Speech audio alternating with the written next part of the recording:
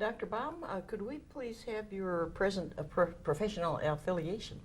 Well, I'm at the University of New Hampshire in the psychology department there. And what is your title, please? I'm a professor. Mm-hmm. How long have you held this position? Since 1977. Okay. Do you have any other professional affiliations at present? Well, do you mean professional organizations, or do you mean? Well, just other organizations of any type that you, where you serve professionally, like a consulting firm or anything like no, that? I don't. Okay. Have you been an officer, or are you an officer currently in any of the organizations? No. Mm-hmm. Okay. Not currently. How do you describe yourself as a professional? If a, say, high school student asks you what you do for a living, how do you answer? And I adjust that tremendously depending on what I perceive to be the frame of reference, you know. So, so for a high school student, I might say I'm a behavioral psychologist. To another person, particularly an academic, I might say I'm a behavior analyst. Do you consider yourself to be a behaviorist? Oh, definitely. Yeah, and a behavior analyst, yes. Yes, both a behaviorist right. and a behavior analyst. Okay. Well, I'd like to know a little bit more about Bill Baum. Can you tell us a little bit about your childhood and where you grew up and went to high school? Yeah, sure. Well, I grew up in New York City. I went to the Bronx High School of Science, and from there I went to Harvard College.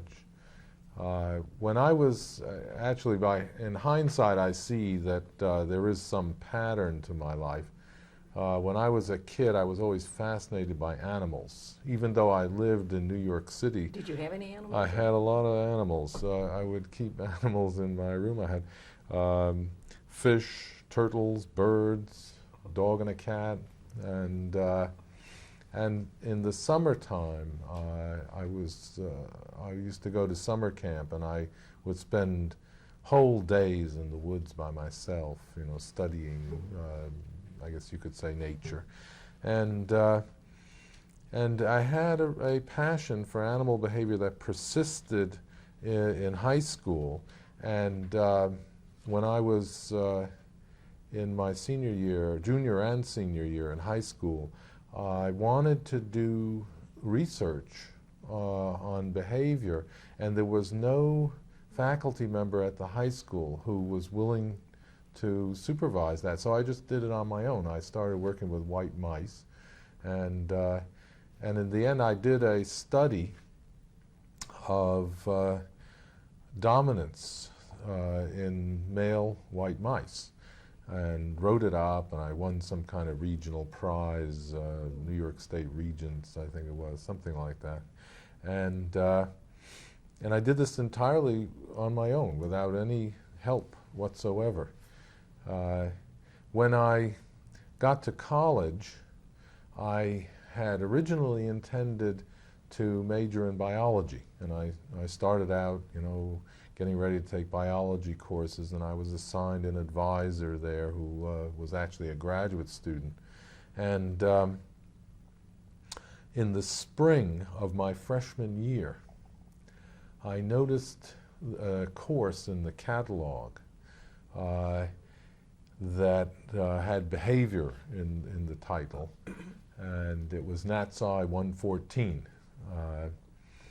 And so I took that course in the spring of my freshman year. It was Fred Skinner's introductory course. And I found it absolutely fascinating. I really loved it. And that also, incidentally, as this sort of a historical point, I suppose, was one of the, I think it was the first time that the course was taught with machines. Those old wooden teaching machines, right, with the paper discs, you know, and I was in that group. That the class was divided in half, and half read the textbook, Science and Human Behavior, you know, and half did the machine program. And I was in the half that did the machine program, and I thought it was great, you know. I mean, this was really just marvelous as far as I was concerned. So I started thinking about psychology as a major rather than biology. But I stayed in biology, but then the following semester, I guess it must have been the fall of my sophomore year, I took the learning course that was offered in the psychology department by, at that time was being taught by Dick Hernstein. And he encouraged me to major in psychology. He said I should switch my concentration. And actually the main argument was that psychology required very few courses, whereas biology had lots of course requirements. And he pointed this out to me, and that actually was the reason that I finally wound up majoring in psychology. And of Not course, necessarily Dick's persuasiveness. well, he was persuasive, and and I liked him, and he became my advisor when I was an undergraduate. And then when I graduated from college, I did not go immediately to graduate school. I spent a year sort of finding myself, because I wasn't at all sure what I wanted to do. And I tried out various things. Actually, I was seriously considering becoming an artist, because my father is an artist, and I have some talent in that respect. So I tried that out, and then eventually I made the decision to go to graduate school, and I went back to Harvard for graduate school. That was the fall of 1962, which turned out to be an amazing year, because the other people who came in with me that year, most of them wound up working in the pigeon lab, and all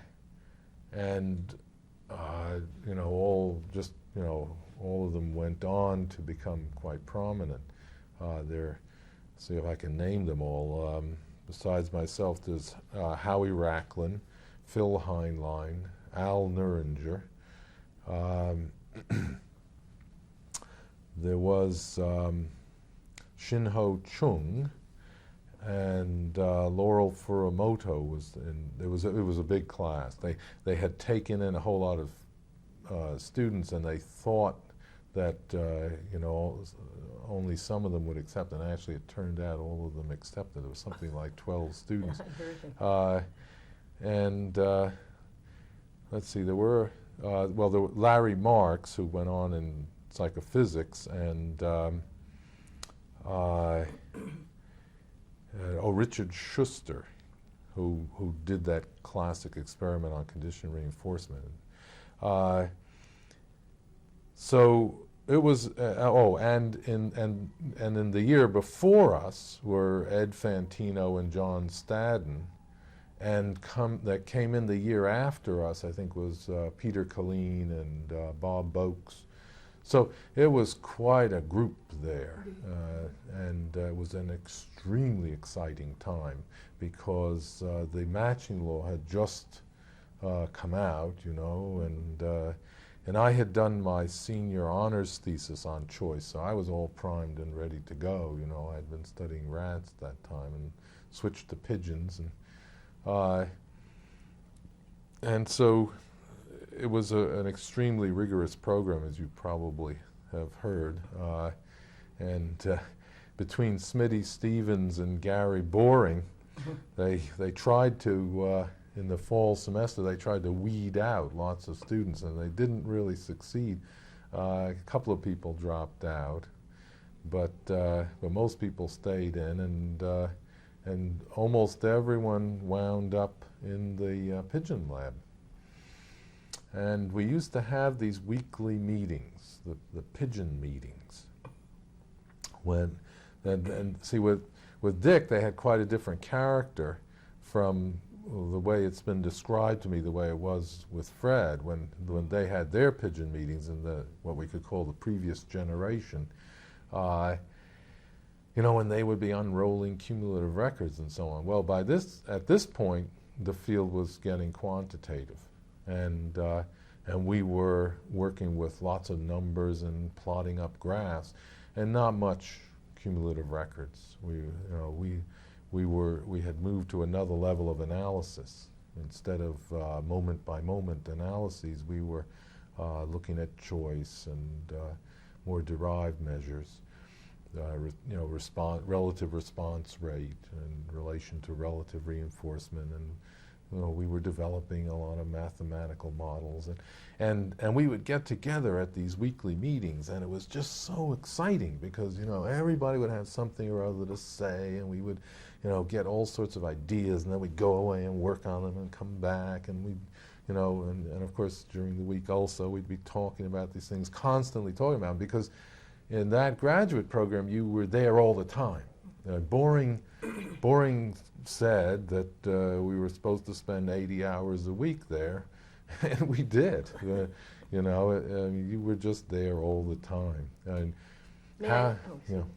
Howie Racklin was the only one, I think, who, Howie and Laurel were married, but they hardly ever saw their spouses. Well, may I ask a question about this? When the shift went from cumulative record to other quantitative measures, did you miss not having the time by time detail of the cumulative record? Well, we still occasionally would actually haul out the cumulative records and look at them. And every experiment had a cumulative recorder attached to it. In fact, the main reason why we did that was so you could just see how things were going at a glance. Actually, it turned out that cumulative records were most useful for diagnosing apparatus failures. And when if you look at the cumulative record, you see there's something's wrong here. Then you check out the apparatus. That's one of the beauties, of course. Right, a bulb is burned out or something. Well, there was definitely a change in the science at that time, because the cumulative record went from being primary data to being essentially a monitoring device. Okay.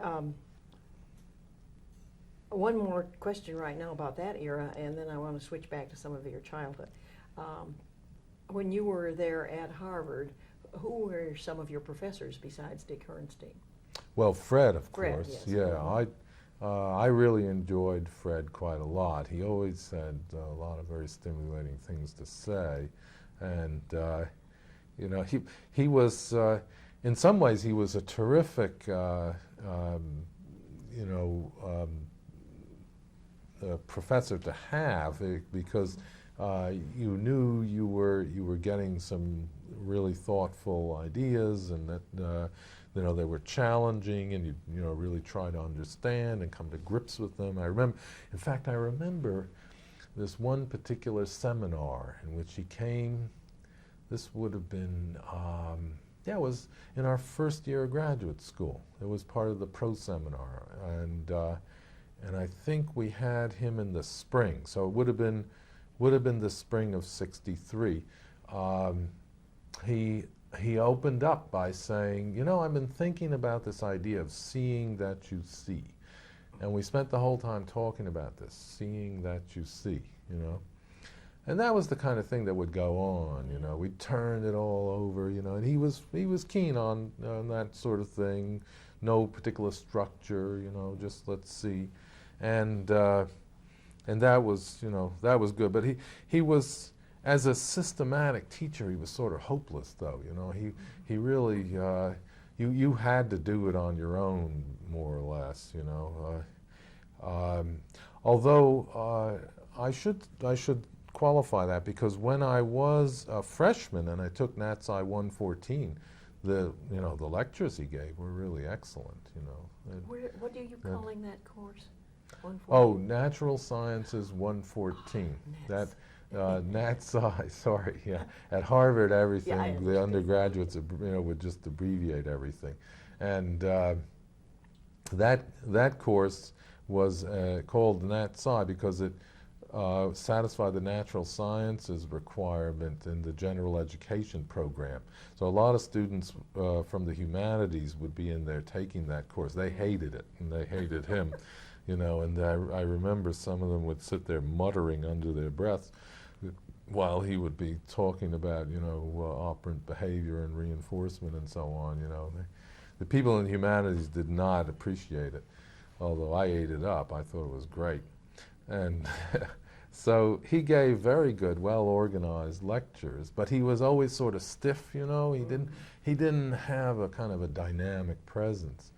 And then when I was a graduate student, you know, with the graduate students, he was way too laissez-faire, really. You know, I mean, he wouldn't do much more than sort of say, you know, here's an interesting idea, and then he'd talk about it, and then he'd ask us, well, what do you think, you know, and that was about it. And we had to in the next September we had to take these preliminary exams, you know, and one of them was in what they called learning and motivation back in those days, and so we were kind of on our own to prepare for this horrendous exam, which a lot of people, you know, were rumored to fail, and so he wasn't a lot of help in that pro-seminar, but he was darned interesting. Well, what other teachers did you have? You named Herrnstein and Well, Skinner. Smitty Stevens. I always had a lot of, man. I had a lot of respect for Smitty Stevens. Did some experiments with him, and he was a difficult person. I really think it's fair to say. He was, his social behavior was a bit odd, but he was a good scientist. My goodness, and you really got a feeling for what it meant to do careful research by being around him. You know, and, my office, which I shared with several other people, other graduate students. Let's see who was in my office. Myself and Howie Racklin and Phil Heinlein, Ed Fantino, Larry Marks, and there might have been one or two other people. And we also, you know, we had desks and there were partial partitions, and we all shared this office. Well, that office was up at the psychophysics end of Memorial Hall. Now, Memorial Hall, actually you probably know this, you know, we were in the basement there, and it was long, and it was really a lot of space. Well, one end of the building was the psychophysics end. The other end of the building was the animal end, basically, you know. And although Bekeshe was sort of in the middle. Well, he was there at that time. Oh, Before yeah. Bekeshe. Oh, yeah, Bekeshe was there. And not everybody had contact with him, but I got to know him actually because I had the habit of pacing in the hallway when I was thinking, and I paced in the same hallway that he did. He paced also. So we'd bump into one another, and we'd chat from time to time. He was somebody who almost literally lived there. And there was hardly ever any a time when you'd come there and he wouldn't be there, you know. But anyway, I was saying about Smitty, so I would enter the building at that end, the psychophysics end, and Smitty had the habit of working on data at a drawing table that he had out in the corridor, actually. And so you'd walk by, you know, and he'd be sitting there working away, you know. And of course, you didn't want to disturb him, you know. After all, I was just a lowly graduate student. So I'd be walking by very quietly, trying not to disturb him, and he would grunt. That, you know, he'd say, "Huh." You know, like that, you know. And that was a sign that he wanted to interact, you see. One discovered that after a while, you know, and he'd say, "Look at this," you know, and you'd come over and he'd be drawing, you know, some, you know, power function, you know, and, you know, looking at it, he'd say, look how this curves when it gets down near the threshold here. You know, what do you think of that? Why does it do that? Look how orderly it is, but why does it do that? You know, and I'd look at it and I'd try to try to come up with something because I felt it was sort of a challenge. It was always like that with Smitty. He'd play dumb. Of course, he already had something in mind. But he'd never tell you what it was. He'd make you real uncomfortable. Put you on the spot, and then he'd come out with, well, maybe if we subtracted a constant, see this. But it was a very effective method of teaching in a way. It wasn't very pleasant, but you learned a lot. And so I had a tremendous amount of respect for Smitty in that way. That he was a very careful, thorough, good model of a scientist. And of course, he was very quantitatively oriented, and I think I got my inclination in that direction, partly from him and partly from Dick Herrnstein. But Dick got it from Smitty also, because he was Smitty's student, actually, before he shifted over to Fred. Well, back to your childhood days again. When you were little, you mentioned some of your interests in animals and nature and so on. Did you have any ambitions, career goals during your childhood days, or did those come later? Those came later, actually. I never thought of myself as an intellectual, or that I was particularly talented. And my father had come over from Poland when he was a teenager, and he never was able to go to college, and that was always a source of sorrow to him. But he was a very, well, he still is actually. He's 91 now. He was a very inquiring person, you could say, very thoughtful and extremely interested in ideas, and he conveyed this very much to me. And so my father's great wish was that his sons would go to college, although I don't think he ever expected that both of my brother and me, would go on to get PhDs and become professors. What does your brother? My brother is a mathematician, and so I would say we exceeded expectations. But when it interests me that children now, at a very early age, learn about going to college and so on. When I was in grade school, I didn't even know there was such a thing as going to college. I had no notion about that. And when I was in high school, the loftiest thing I thought of as a possible career was being an engineer, perhaps. It never occurred to me. But then I was sort of an underachiever. I was never that interested in schoolwork. And I actually, when I was in high school, one of the teachers there was doing a study of students who were underachievers and overachievers, and I was in that study. I didn't know why he selected me. I only discovered it later. He took a tremendous interest in me, actually, this particular teacher, and did me a world of good, I think, because he encouraged me a lot. But I apparently I had a very high IQ, but I wasn't doing real well in school. So I was actually in his underachiever group. I realize that now in retrospect. I must have been in his underachiever group. And actually he was sort of instrumental because he encouraged me, and I started doing better in school, and had the he encouraged me to be a little more ambitious, I guess you could say, and I wound up applying to Harvard and Columbia and Princeton, places like that, which I would never conceived of applying to. In fact, my school counselor had been encouraging me to apply to Hobart and Union, what were clearly, I realize now, sort of second-rate places. But this other teacher was encouraging me. And of course, you know, my brother had gone to Harvard before me, so when I was admitted to Harvard, I went there too. Tell me, in high school, did you study any psychology, particularly any behavioral psychology in high school?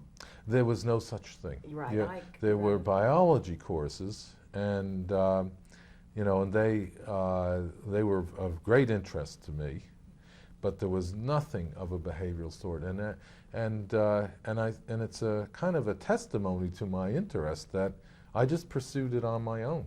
And in fact, I approached the chair of the biology department in the high school, and I said, I would like to do a research project on animal behavior. I have some white mice, you know, and would there be a teacher who could help me, supervise me? And he flatly refused. Oh. He said no, and so I was completely on my own. I filled my bedroom. In fact, I finally had to move out of my bedroom. I had so many white mice in there. You graduated then from Bronx Science? Bronx Science, yeah. Mm-hmm. When did you graduate? 1957. Okay. Now, when you started out in college, did you have firm career ambitions at that time, or did you know what you wanted to be when you started in college? Oh no, absolutely yeah, okay. not. No. Did you get to a career goal by the end of high school? I mean, college. I guess I would have to say no to that also. Mm-hmm. I knew by that time that graduate school was a possibility. In fact, Dick was, I was sort of a star. I mean, I have to be frank about that. I mean, I graduated summa cum laude, and Dick really thought very highly of me. And by that time, I had developed quite a relationship with him. And I did this senior honors thesis with choice in rats. I built the apparatus. It was an automated T-maze with 3 levers. And Dick and Smitty Stevens were my thesis committee. And so that was my first interaction with Smitty. That was in graduate school. That was in my senior year in college. Oh, senior year in college. Yeah. Still. Yeah. Mm-hmm. Okay. But then when I graduated from college, I was not at all sure that I wanted to go to graduate school, and instead I went and I explored being a painter, a sculptor. When you graduated from college, did you get a BA or a BS degree? BA. BA. Yeah. Okay, so you were a year, one full year. Did you say out of? Out of college, yeah. A whole year before I went back to graduate school there. Dick was encouraging me to come back. He even offered to have me come back in the middle of the year, you know. But I went back there in the following September, 1962. I graduated from college in 1961. By the way, did you have a major and minor there, or did Harvard not do that kind of thing at Harvard College? I don't recall whether there was such a thing as a minor, but I didn't have one. Your major? Actually, well, my major was psychology, but now the psychology department there, you probably know, was strictly devoted to experimental psychology. There was a very narrow range of courses offered. So you didn't learn anything about behavioral psychology particularly then? Oh, I did. I learned practically nothing but, actually, is what I'm, there was nothing like, or anyway, I never took, if there was, social psychology, developmental all of the psychology, it was really over in the social relations department, and I had nothing to do with that, Excuse me, I'd like to ask one little question. I ordinarily don't interject in here, but could you describe the process you went through when you took this year of leave from psychology, let's say, and you entered the world of art? What was the process that first made you decide to take the year, and then why did you decide then, after taking the year, I'd rather have psychology? Oh, yeah, actually that's a sort of an interesting question. I was not at all sure that I wanted to be an academic when I graduated from college. And actually, to be honest, I have never felt fully comfortable as an academic. It's like you're sort of a square peg in a round hole, because I was brought up in a different kind of a way. My father being a painter, and he was also a communist, and he was a union organizer, and he worked until I was about 12. He worked as a furrier, and he was active in the furriers union, and so this was not really the kind of preparation for the type of personal behavior that would make you fit very well in academia, you know. And I think actually a lot of my colleagues still think I'm sort of strange. I'm a bit eccentric because I enjoy myself. I like to blow off steam, and, you know, I'll make jokes and things, and so they think I'm sort of flamboyant or something. And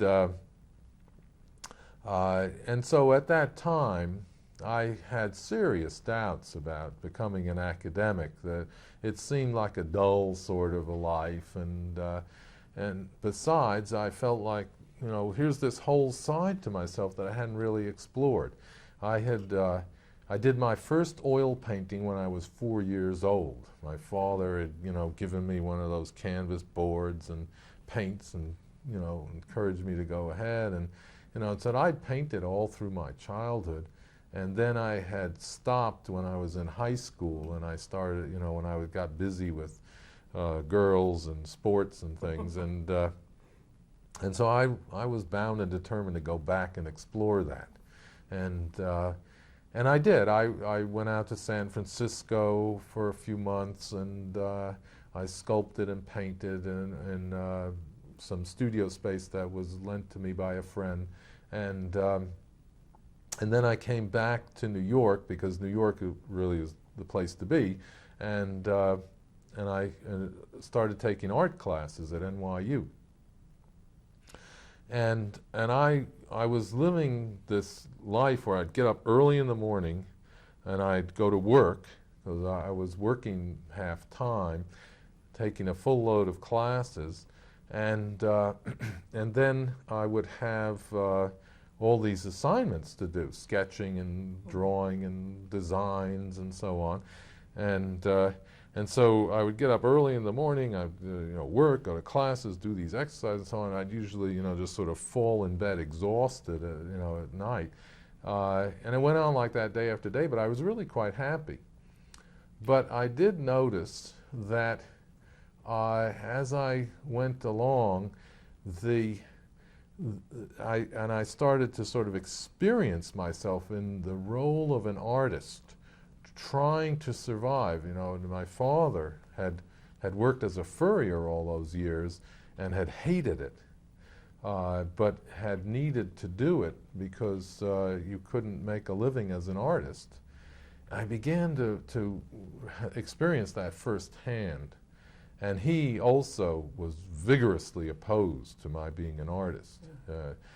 He definitely wanted me to go to graduate school. He would say things to me like, society has no use for artists. If you become a scientist, then people will have respect for you and you'll make a living.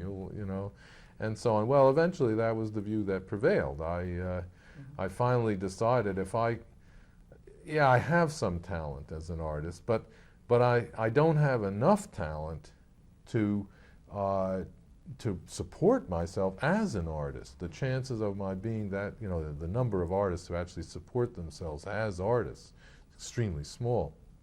And so I realized that the chances of that were very small. And then I listened to my father, and I realized also that someone could grow very bitter, because you would be working at jobs you hated doing, but you had to do, and the thing you really wanted to do, nobody appreciated. Well, along the no reinforcement. right, Yeah. yeah, exactly. And so it was, I never finished those courses. Along about December, I just dropped out, and I got a job in a laboratory, and I got in touch with Dick Herrnstein, and I applied to graduate school. Well, the work that you were doing when you were being an artist, what kind of work did you do then?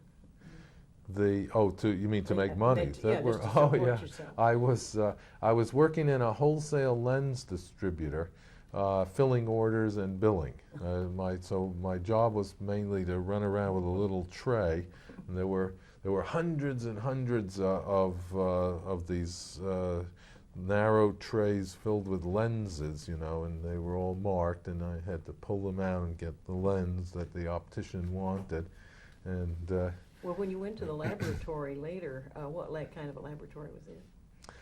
The first laboratory I worked in was a pharmacology lab, and I was the research assistant to this woman at Long Island University pharmacy school. She was doing I can't remember just what the study was, but my job basically was to take young rats and administer drugs, and then after a certain drug regime, the animals would be sacrificed, and we would examine, I think it was their pituitary glands. And this got to be boring after a little while. I mean, it was just the same thing over and over again, and I thought, you know, geez, I'd really like to do something a little more interesting.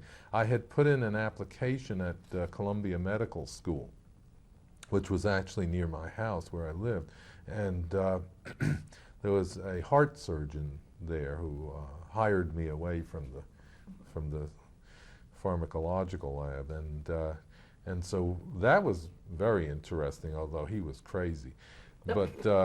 But the work was interesting. We did a whole lot of open heart surgery. He was developing techniques, and we were working with dogs and monkeys, and that I was on that on a team there in that situation. When you were at Harvard, have you told me yet, what did you do for your PhD dissertation? My PhD dissertation actually was an extension of my undergraduate honors thesis. So I actually was able to get a hold of this very same apparatus that I had built as an undergraduate, and I determined I was going to do the experiment right and more fully that I had started as an undergraduate.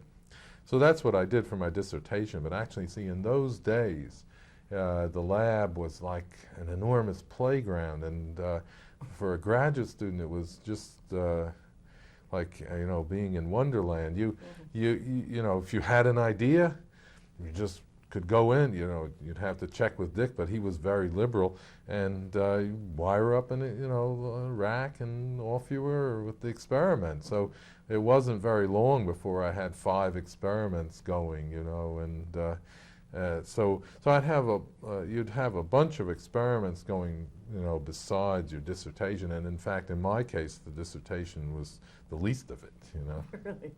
Yeah. Okay, did you take any postdoctoral work? Yes, I did. What happened there, I got, you remember, I was originally intending to concentrate in biology, and my interests were always sort of in that direction. And we'd been having a lot of arguments with people, particularly more cognitively oriented and physiologically oriented, who were interested in ethology, and of course studying ethology was part of the graduate work there, and I took a preliminary exam in comparative psychology, and as an undergraduate I had taken a comparative psychology course. Actually, Charlie Catania was the instructor, and so I continued with that interest alongside my interest in operant behavior, and I met. A bunch of us took a seminar in comparative psychology at MIT that Charlie Gross taught, and Robert Hind came over and visited, and I thought this was a really great opportunity. I got to know him a little, and I suggested, I'd be interested in doing postdoctoral work with you, and so he was open to it, and so I applied, and I got a NATO postdoctoral fellowship to go and work in England at Cambridge, and then NSF gave me a second year on back-to-back with that NATO postdoc. So I went off to Cambridge, and I set my ambitions pretty high. Actually, I thought I was going to integrate operant psychology with ethology,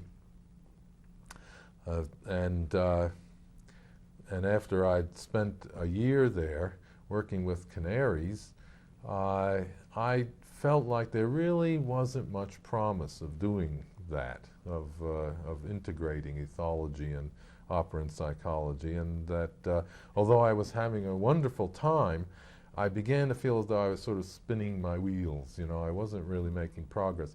So instead of spending the second year there in England, I went back to Harvard. I wrote to Dick Herrnstein and the NSF, and I arranged to go back to Harvard and do my second postdoc year there. Let me get a few dates straight here. Right. What year did you get your PhD?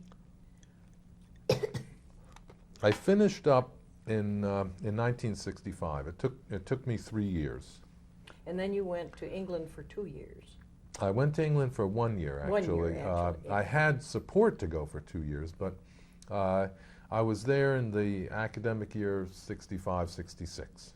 Okay, and then when you came back to Harvard, for what time were you a postdoc student? Well, the first year I was being supported by my National Science Foundation, a postdoc, but actually then what happened was they gave me a research fellowship there at Harvard, and so I resigned my NSF, and in the end I was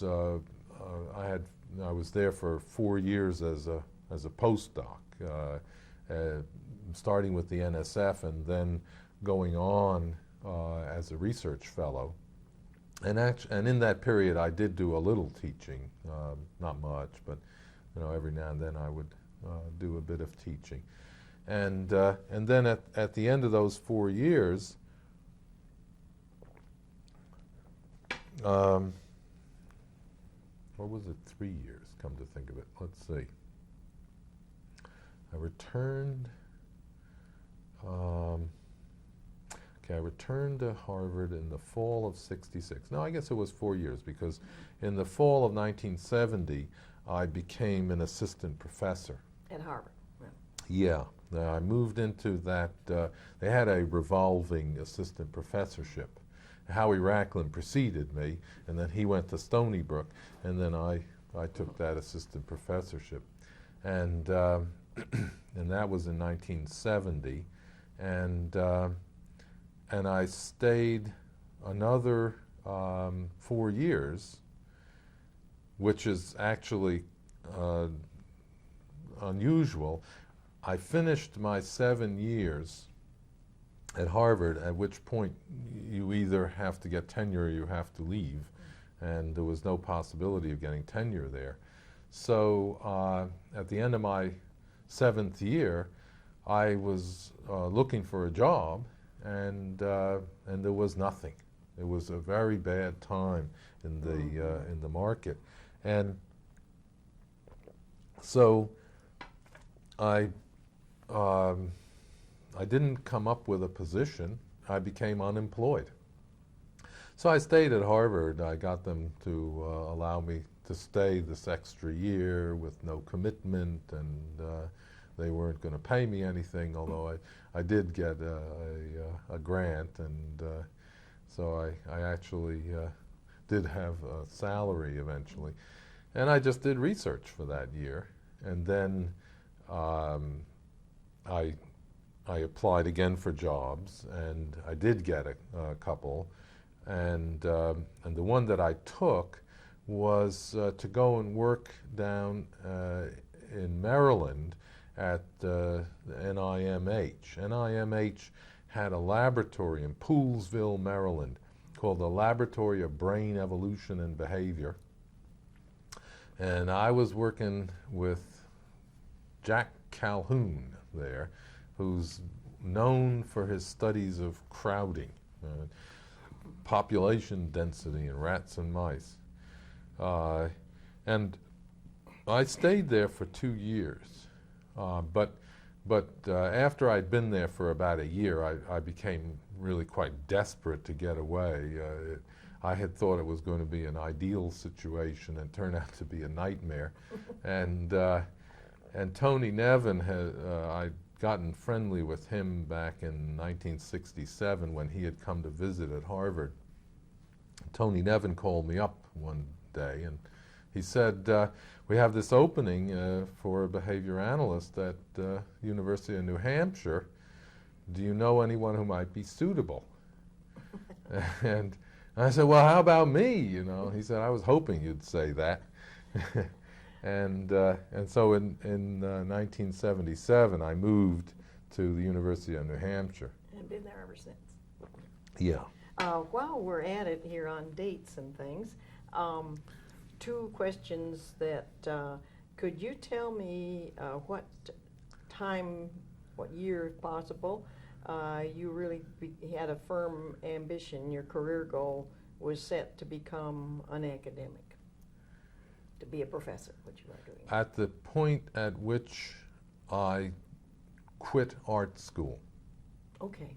As it was a very clear, I can't tell you the exact day, of course, Sure, but no. but it was a very clear kind of a thing. I felt as though I had explored this other option, and I was not going to pursue it, and I actually made a decision. I said, I'm not going to be an artist, I'm going to go to graduate school and be an academic. It was a very definite decision. Okay, now another one. What year would you say you became a behavior analyst? Well, that's a trick question, because in those days there wasn't the term behavior analyst. So I suppose if someone had asked me, I would probably have said behaviorist. In the Skinnerian thing. Right. Okay. No, I never described myself as a Skinnerian, but I would have said I'm a behaviorist at the point at which I started graduate school. What do you consider the 3 most influential books you've read? 3 most influential books. Now, they need Well, not necessarily be in psychology or behavior analysis or anything, Right. although they could be, all of them. Wow, that's a hard question. I would have to say that behavior of organisms would be one of them.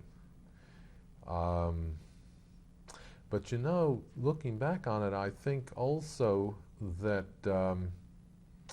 that handbook of experimental psychology that we had to use as a text influenced me quite a bit. Whose handbook was that? Who wrote it? That Smitty Stevens edited it, you know. But influential professionally. So I'll say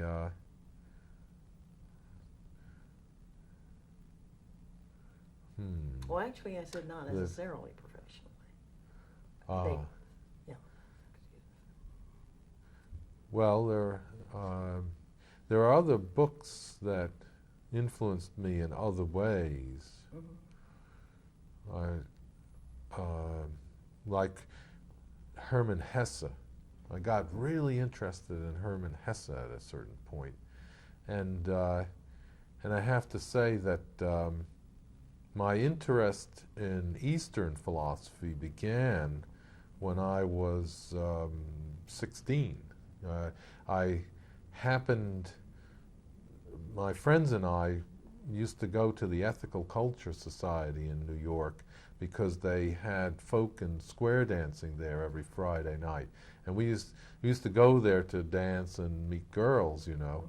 But the ethical culturists, they were clever, and they had a contingency. You had to go to one of their classes before you could get to go to the dance. And so they had these little seminars, and all of them looked pretty dull to me. They were mostly about politics, but there was one on comparative religion.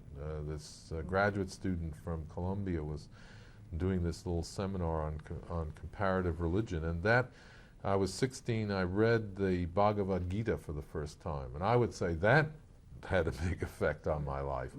But I don't know if it's exactly professional effect, although I have off and on, just as I've kept up my interest in biology off and on, and it has come into contact over and over again with my work, I would say off and on my interest in Eastern mysticism has also come in and affected my ideas about radical behaviorism. Okay. But I would say that probably I'd have to count some of Fred Skinner's books. Okay, It's really hard to say which one and so on. You know, I mean, Behavior of Organisms. You know, I read that pretty early on. Later on, and of course, when I was a freshman, I studied science and human behavior. Later on, about behaviorism and beyond freedom and dignity, I was using to teach, actually. Okay, what about journal articles or monographs, that sort of thing? Do you recall any outstanding ones like that? Now, this would be in the professional influence. That influenced me a lot. Well, when I was an undergraduate, I was reading pretty widely, and there were articles that had to do with relating biology to psychology. I remember there was one in particular by Harry Harlow that for some reason stuck with me. Something about mice and men. And then, of course, the Herrnstein's 1961 paper on the matching law, and the follow-up papers to that, the 1970 on the law of effect. But of course, a lot of that, you know, had less to do with reading those papers than the discussions that were going on in the lab. I assume you started your operant research with animals. Correct. How many species of animals have you used? Have I used in operant work? Yeah. 3. Right. Pigeons, rats, and humans. Okay. Now, have you ever, in your research or maybe in any applied settings, worked with humans as subjects? I mean, since that time in school. Well, the experiment that I really only completed one experiment with human beings, and that was while I was on the faculty at Harvard. I never, in graduate school, I worked exclusively with rats and pigeons, and I did that one study with human beings, and then basically I went back to rats and pigeons because human beings seem to be kind of difficult to work with. Yeah. Okay. Do you feel animal research is relevant to human psychology? Oh, absolutely, yeah. On a scale of 1 to 4, with 4 being the high end, how would you rate it? Its relevance. Its relevance to human psychology? Mm-hmm. Well, I mean, I'd give it a 4. Okay. I mean, well, see, I know what you're talking about. There's a sort of a debate about that, but to me, there's absolutely no question about this because I see it in an evolutionary framework, and human beings are another species. But the evolutionary processes that gave rise to other species gave rise to human beings as well.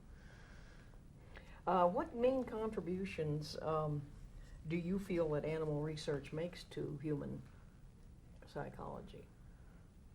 Well, now here I don't think that applications of to working, clinical applications with human beings are affected directly very much.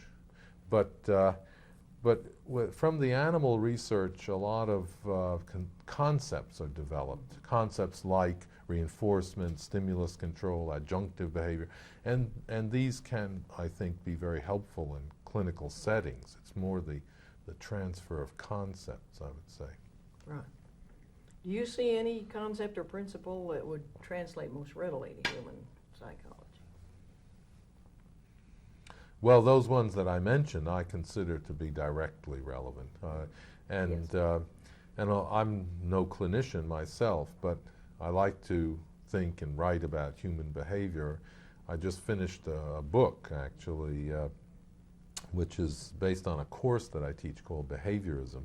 And it's a presentation of behaviorism, not behavior analysis, but actually behaviorism for undergraduates. And the whole thing is just full of my talking about human behavior in these terms. I try to use as few concepts as possible. Have you done any applied work with your research? I mean, have you taken your research outside the laboratory to try to apply it in any sense? Not really, no, I wouldn't say so. Okay.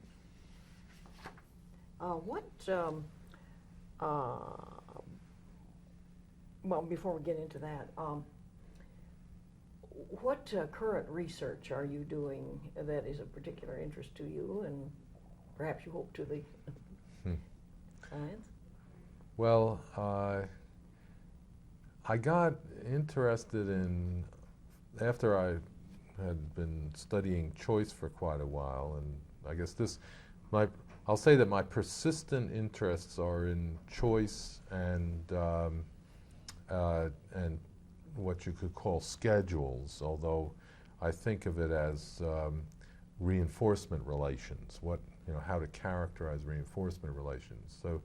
So on the one hand, I've done quite a bit of work related to understanding choice within that quantitative framework that started with the matching law. And on the other hand, I've done these studies having to do with characterizing control by contingencies, and that in 1973 I published a paper called The Correlation-Based Law of Effect, this is a paper that was summarizing the molar conception of reinforcement contingencies. And so I've done work taking off of that. But then I got interested in foraging. And I've been doing, at New Hampshire, I've been doing work that is designed to try to bridge the gap between laboratory studies and the world of nature. So I've been doing experiments in which animals actually search for food. What kind of a setting do you have them in? Well, a lot of the time it's a matter of having a fairly large area with a lot of holes, basically, and some of the holes have bits of food in them, and you let a rat or a pigeon loose, and its job is to find the food. You've done it with both species? Yeah. Mm-hmm.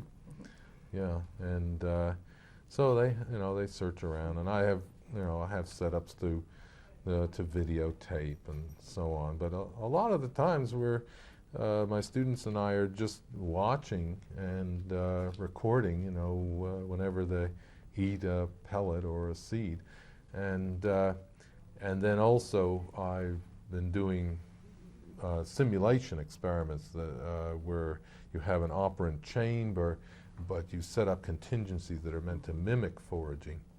And I also work with a flock of pigeons outdoors. I have a Wild flock of pigeons. no, actually okay. they're white, white Carnot and silver king, but I have a coop and a flyway arrangement, and I have a flock of about 25 pigeons there. Would you say that this kind of research is another sort of attempt to unite behavior analysis and ethology? 'Cause that sounds like an ethological experiment, a naturalistic field Well, research, but, modified field research. Between then and now, a new field developed, behavioral ecology. Behavioral ecology is very much like operant psychology.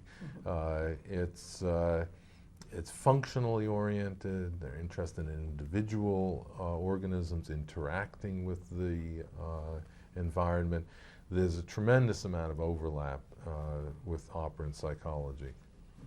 Ethology I never have had much hope for, I guess you could say. It was a different approach. Well, do you see at this point the two fields blending at that level? I mean, the kind of Absolutely, yeah. There's a real commonality of interest, and even now it's getting to be methods.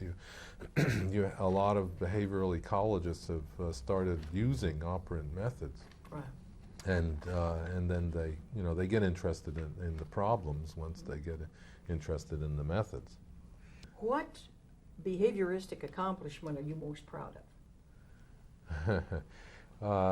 Wow, that's a very difficult question. Well, of course, I guess there's a certain recency effect. I do feel very proud of this book that I have just written. It's the culmination of about more than 15 years, I guess, of thinking, or I'm not even sure how far back to take it. But when I went to the University of New Hampshire in 1977, I think it was just the very next year, or possibly at the latest, my third year there, I taught a course called Behaviorism for the first time. And I had to organize all that I had learned and thought about behaviorism for the sake of that course. And over the years, I modified it and refined it and so on. But basically, what I was doing was interpreting Skinner for the undergraduates. I would have them read about behaviorism and then Beyond Freedom and Dignity. And they would read it, and they would find, the great majority of the students would just find it completely incomprehensible, and I don't blame them. I really think Skinner's works are very difficult to read, and you almost have to know what he's trying to say in order to understand what he's saying. And so that's what I did. I would interpret for them, and then say, now go back and read it again and see if now it doesn't make more sense. Well, after I'd been doing this for 10 years, I decided I would write my own book. Why keep on interpreting year after year like this when I could just write it down? And it turned out to be a much bigger project than I ever thought it would be. I thought I could knock it off in a year, and it took me 3. And it was very difficult. I started out thinking that I would only write things in the book that every radical behaviorist would agree with. I wanted to write a book that was completely non-controversial among radical behaviorists. Well, that turned out to be impossible, because I couldn't present radical behaviorism as an integrated whole, because it wasn't well integrated. There were bits and pieces that I had never actually noticed this while I was teaching it, but when I went to try and write a coherent presentation, I wasn't able to do it without doing some original thinking. So I wound up doing quite a bit of original thinking, and I suppose now that makes the book, instead of being uncontroversial, it's probably going to be somewhat controversial. But it's the only book of its type. It's called Understanding Behaviorism. The subtitle is Science, Behavior, and Culture. Who's the publisher, by the way? HarperCollins. And I'm really quite proud of it because I think it's somewhat of a feat, you know, to actually present radical behaviorism in a coherent way. And I have been getting a lot of positive feedback. A lot of people have come up to me in the convention and told me how much they liked the book. Well, what year did it actually come out? Just this year? This year, yeah, it came out in the fall. Okay. Now, certainly novelty is the, you might say, the essence of science, because if you're not investigating something new, it nearly probably won't make a very large splash unless you're just repeating experiments to verify them. Now, of all your projects, have you tackled any that you thought were particularly novel, that called for novel solutions or novel gimmicks to solve them, or what? Well, sure. And actually, if I set the book aside, there are a number of experiments that I feel pretty proud of. You know, if you ask me what I feel proud of, you know. Well, there was this one study that Howie Racklin and I did. It was published in 1969, and eventually Current Contents declared it a classic. You know, it was referred to so much. But what we were trying to do was to sort of examine. This was in 1969. Or when we did the experiment, which would probably have been 1968, you know, we were really excited about this quantitative framework of the matching law and so on, and we were trying to sort of test the limits and develop, you know, some common scale for measuring behavior. We had some really basic problems that we had to solve because, you know, so many behavior is a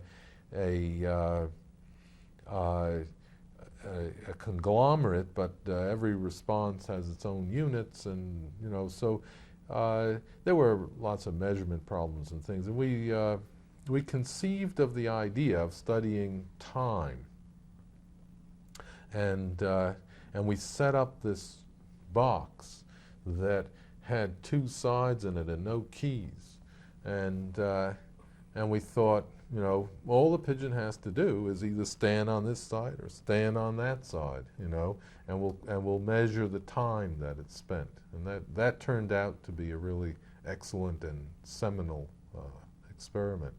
Was the pigeon reinforced for staying in certain places, or Yeah, there were two feeders. Uh-huh. There was a feeder at each end of the box, and so the pigeon, if it stood on the left side, it would get fed periodically. There were variable time schedules. It would get fed, I shouldn't say periodically, it would get fed at variable intervals, and according to one schedule, and if it stood on the other side of the box, it would get fed at variable intervals according to the other schedule. And those data turned out to be quite orderly, and we were able to make a pretty basic theoretical point. Okay. Now, what was the title of that study, or approximate title of it when it was published? It was called Choice as Time Allocation. Okay. Now, in any of your experiments, say you have your flock of pigeons and so on, are you really dealing with them as a group? Well, the object is to deal with them as a group, and also to try to deal with them individually as well. I mean, is there some relationship between individual behavior and the behavior of a flock? And Well, what I'd like to know about this, Have you found any new principles involved in working with groups that don't apply this? Well, it's interesting that you should ask. I have just, as time has gone by, I kept on thinking about, well, you know, we've been doing all these experiments on choice, but what do they really have to do with real choice in the natural world? And I've thought a lot about pigeons and how it goes with pigeons, you know. They feed in flocks. They rarely feed individually. And you know, what we do is we always are insisting that the birds should feed individually. We take the bird and put it by itself in a chamber with 2 keys, and it has often occurred to me that this is a very unnatural situation, actually, for a pigeon to be feeding in. Another experiment of which I'm somewhat proud is a study that I did, was published in 1974 with a flock of wild pigeons. And that was sort of serendipitous. I noticed that some pigeons had gotten into the space above the eaves in my house. The board had rotted away, and these pigeons were nesting in there. And so my first impulse was to chase them out, you know, and close up the hole. But on further reflection, I went back to the lab, and I brought home a relay rack and an operant panel, and I put it in there, and I got that flock pecking at keys, and there were 2 keys, and there was a little perch that allowed 1 bird at a time to get up there and peck. And I studied the flock as a whole, although what I must have been doing in some sense was averaging across individuals, and got some extremely orderly data out of that. And that sort of, you know, that really inspired me. After that, I started thinking very seriously about working with groups of animals in naturalistic situations. And if things had worked out down at NIMH, that's what I would have done. You know, I mean, that was what that whole that Calhoun's laboratory was set up to do. And unfortunately, it didn't work out. But ever since I've been at New Hampshire, I've been still thinking about it. And I came across a theoretical notion that the behavioral ecologists work with a lot, called the ideal free distribution, which refers to the behavior of a flock rather than to individuals. And it had, you know, and right away it occurred to me that that maybe the ideal free distribution or some notion like that might be much more descriptive of the, you know, the behavior of pigeons in nature than the, you know, the kinds of things. So you think there might we be some group principles that are different from those involved? That's what I'm thinking about now. Okay. Now, in any of your work, have you experienced any really surprising findings, things that really knocked the top of your head off because they weren't what you expected to find?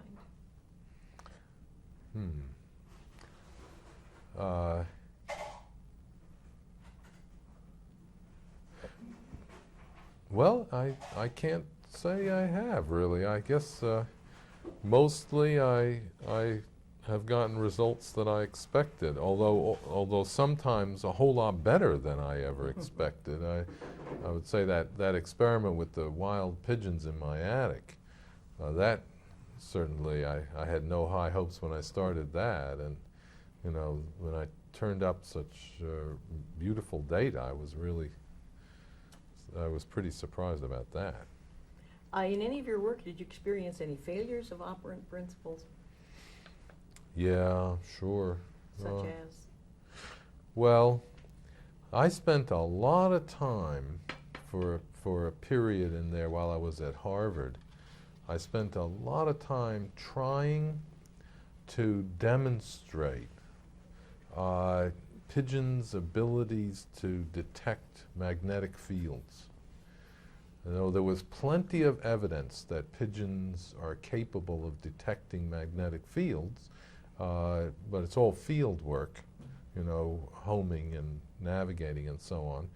And so I thought, well, this has got to be something you can do in the lab, you know, and I tried everything.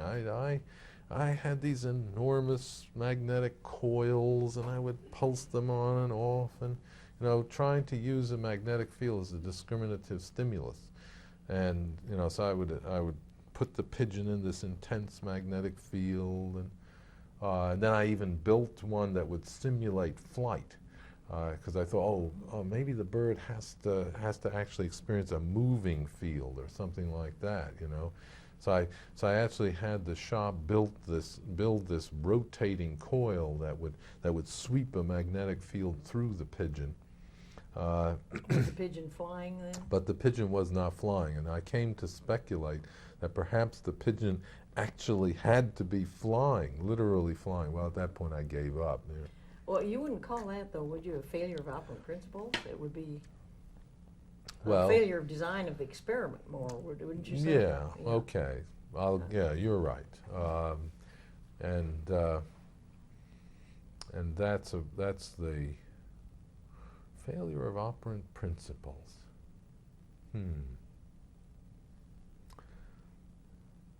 It's hard to say. It depends a bit on what you mean by operant principles. Well, I mean like the basic effects of contingencies and reinforcement and discrimination. Well, I never thought of any of the unusual things that we came up with as failures so much as challenges that needed to be, you know, that required us to expand our concepts a bit, you know, because you know that business of the, you know, the arbitrary response and you know, any response, any reinforcer and so on, we didn't get that really because by the time, you know, in the 60s in graduate school, you know, we were already sensitive to the issue of the importance of phylogeny. Okay, then would you call that more areas that hadn't been addressed yet by operant conditioning? Yeah, I would say that in the period, let's say from you know, from 1961 until now, there's been an enormous evolution in our thinking about reinforcement and contingencies and so on. And I see it, you know, just continuing. I mean, to me it's, well, I don't know that I necessarily represent the mainstream exactly, but to me it's perfectly obvious that we have to think about behavior always in an evolutionary framework, and that includes human behavior, which people sometimes seem to overlook. Have you experienced any ethical questions or objections about the just changing behavior per se? No, not personally. Have no. you ever encountered any ethical questions or objections about using animals in experiments? Occasionally, you know, I've had encounters with animal How rights do you answer people. these objections? Well, I for one thing, the experiments that I do are usually pretty mild. I mean, the worst thing I ever do is to, you know, deprive the animals of food a bit, and so I just say, you know, it's all I ever do is that, and they're probably healthier, in fact, you know, if they're at 80% of their body weight, and that you know, might be helpful for humankind. So, you know, what's the harm? Have you ever encountered any problems with the real dyed-in-the-wool animal rights people? A couple of times, yeah, but nothing very bad ever came of it. Okay. Was there any event in your career that dramatically changed its direction?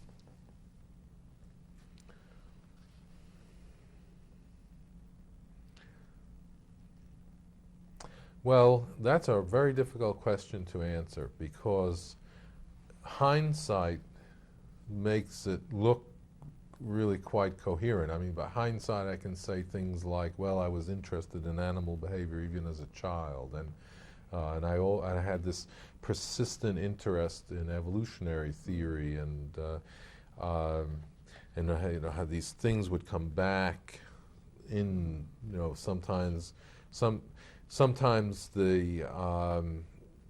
I wouldn't be thinking about evolution very much for a few years, and then I would start thinking about it again, and that sort of thing, waxing and waning, you might say. But I see the, and it's probably a false view. I'd be perfectly willing to admit that, but I see the progression of my thinking as being pretty continuous. Okay. You may already have answered this one in a fashion, but let me ask it in its, you might say, formal sense. What do you consider to be your most significant publication?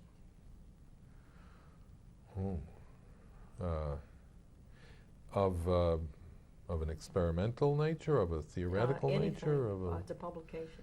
See, because it's hard because there's philosophy, there's theory, and there's experiments. Well, which one do you think? What one do you think has had the most impact? Now, I probably couldn't include your book yet because it hasn't been out that long. Right. So, of your earlier work, what would you consider to be the one that has made the most impact? Let's say, most cited, or you've had most comment about, or?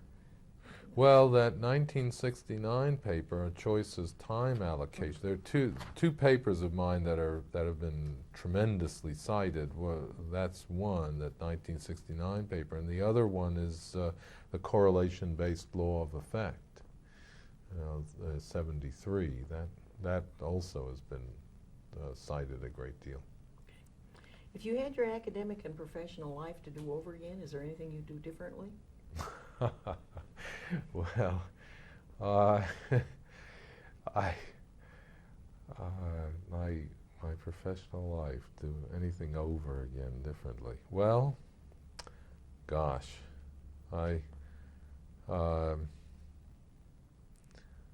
I'm sure there are things, but on the whole, I would say I don't have any real regrets. How would you advise a student who wished to go into a similar career to prepare for such a career?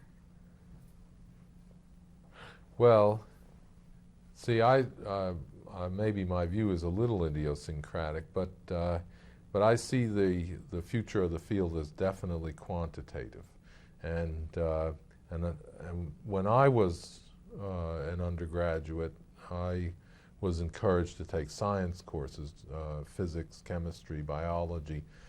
I would certainly encourage a student in that direction.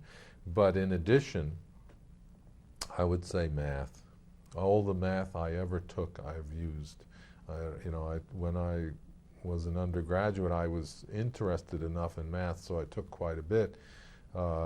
Calculus and differential equations and mathematical statistics and probability theory and some modern algebra, and it was all extremely valuable. Okay, whom do you believe you've influenced? Gee, well, to be honest with you, it's not something I've ever really thought about very much. I mean, I know who's influenced me. I could answer that more easily. I don't know who I have influenced. Well, I mean, of course I've had students, and I suppose I've probably influenced them, and they, might say so. Honestly, don't know. I imagine I've had some influence on some of my colleagues. I mean, well, I suppose Howie would say I've influenced them, and Tony Nevin would probably say that, but I don't go around asking them, and I don't really know. What persons or groups of people would you like to influence? Well, I'm most interested in influencing the community that I belong to, I would say. at least that's my observation of my own behavior, is that it's in a setting like this at ABA where I seem to try hardest to have influence, where I feel as though I have some understanding that I really would like to share, and here is a community I can share it with. But I do have also a real interest in influencing lay people, particularly undergraduates. I teach this course on behaviorism, and it's become a very popular course at the University of New Hampshire. So every year I have a whole bunch of students who I introduce to this way of thinking, and a lot of them are absolutely amazed. They never imagined that that it was possible to think about the world so very differently from the way in which they grew up. Do you use behavior analysis in your everyday life? Family, colleagues? Applications? Yeah, do you use it in Well, your I have relations done. to- Yeah, I have. Somewhat with my children and with pets, you know, and I would say also, sometimes just thinking about my life, I will think about, well, so why did I do that? Where does that kind of behavior come from? Do you feel, one more question. Have you used it to modify your own behavior? Occasionally, in small ways, I have, to eliminate a bad habit or to get myself to do something I wanted to do. Yeah. Do you find any difference in if you had occasion to present papers at the APA back in the early years of your career? Have you found any difference in the reaction in those times to present day reaction if you presented before the APA recently, for example? Well, I have to confess to you that I always hated APA. And I used to go to those conventions, and I just thought they were far too big. It was so huge, We'd usually wind up going to the zoo. And all those people, out of all those people, how many were behaviorists or behavior analysts, Well, has that changed at the APA? I stopped going. Okay. Once ABA, or in the early days it was MABA, came into existence, that was it. I mean, here was a place you could go and talk to the people you wanted to talk to. I guess maybe I did go once. They got me to give a paper on foraging at APA one year, but that's it. I had no interest in going there. Okay. Are you optimistic about the future of behavior analysis?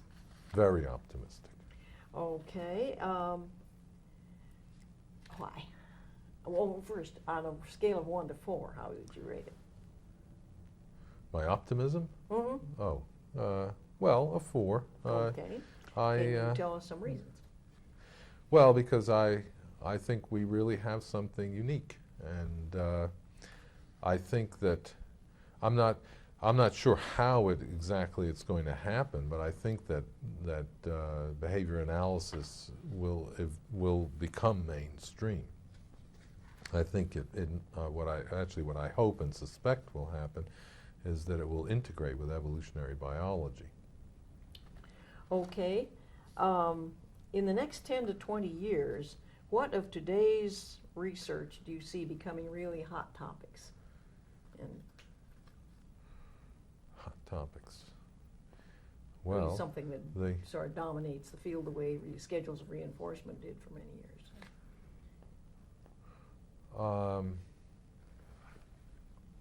Well, I don't feel as though I have any special insights along that line. I think that we're developing a lot of concepts that will be useful ultimately, but it's hard to say exactly which ones. A lot of them are either based on economics or on evolution, and so the the hot topics are likely to be coming to terms with adjunctive behavior, integrating rule-governed behavior in with the rest of behavior analysis, and studies of more naturalistic settings. I would like to ask one question though. This is something we haven't hit in an interview. Can you integrate for me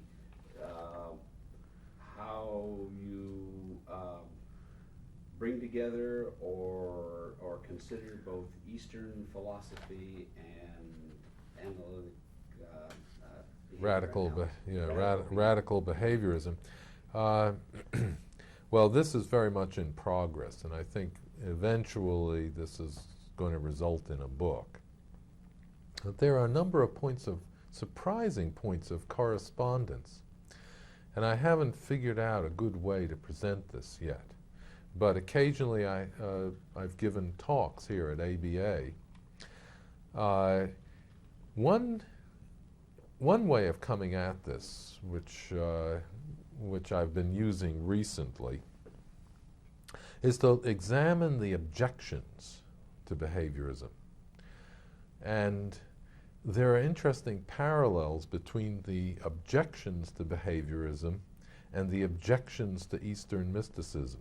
Really? They both, interestingly enough, they both challenge very much the same aspects of conventional Western thought.